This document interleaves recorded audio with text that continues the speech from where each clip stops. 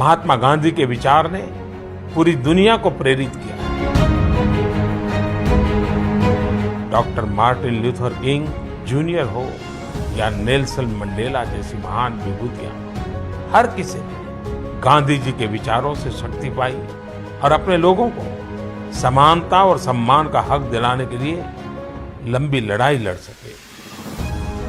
पूज्य बापू ने किसानों, गांवों, श्रमिकों के अधिकारों की रक्षा, स्वच्छता, शिक्षा के प्रसार जैसे अनेक विषयों पर अपने विचारों को देशवासियों के सामने रखा। इसे गांधी चार्टर भी कहते हैं।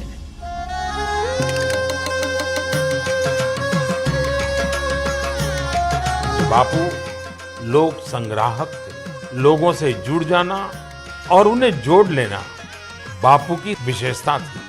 यह उनके स्वभाव में था।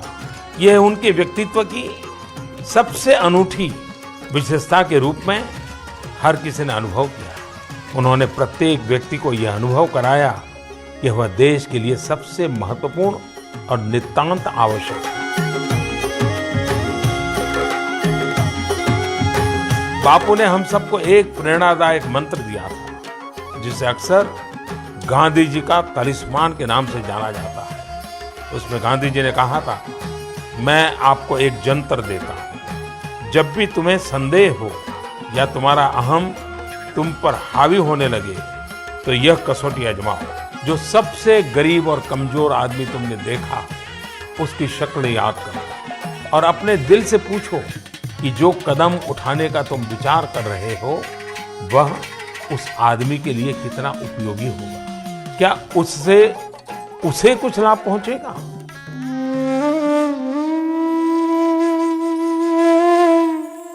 क्या हम कुछ भी खरीदारी के लिए जाएं तो पल भर के लिए पूज्य बापू को स्मरण कर सकते हैं? पूज्य बापू के उस जंतर का स्मरण कर सकते हैं?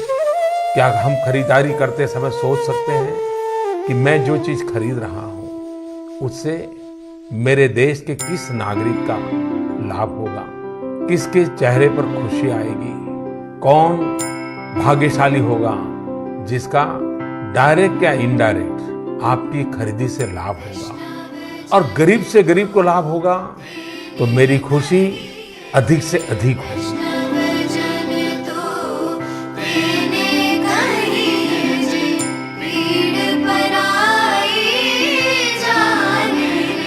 जब गांधी जी ने कहा था कि सफाई करोगे तो स्वतंत्रता मिलेगी, शायद उनको मालूम भी नहीं होगा कि कैसे होगा, पर यह हुआ। भारत को स्वतंत्रता मिली। इसी तरह आज हमको लग सकता है कि मेरे इस छोटे से कार्य से भी मेरे देश की आर्थिक उन्नति में, आर्थिक सशक्तिकरण में, गरीब को गरीबी के खिलाफ लड़ाई लड़ने की ताकत देने में मेरा बहुत बड़ा योगदान हो सकता है।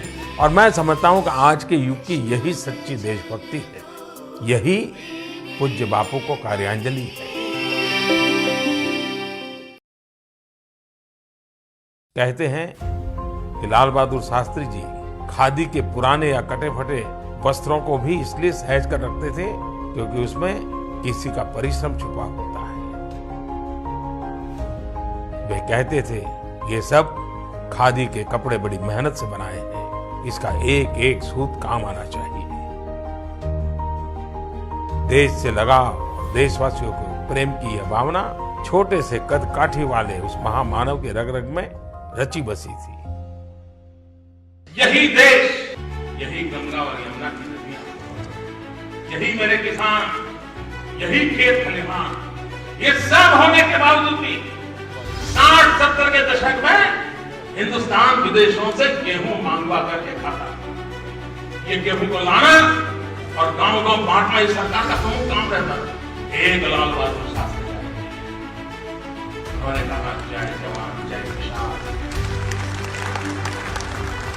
फर्क देखिए मित्रों, एक लाल बहादुर शास्त्री आए, जय जवान जय किसान का मंत्र दिया, हिंदुस्तान का किसान उठ खड़ा हो गया और हिंदुस्तान भूखा। वही जमीन, वही खेत, वही पानी, वही किसान, उसके बावजूद भी कभी नहीं था, आज है। फर्क लाल बहादुर शास्त्री।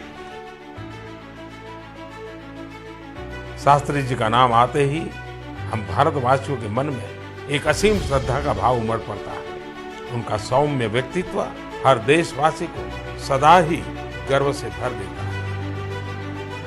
लाल बहादुर शास्त्री जी की यह विशेषता थी कि बाहर से वे अत्यधिक विनम्र दिखते थे, परंतु भीतर से चट्टान की तरह दृढ़ निश्चयी थे।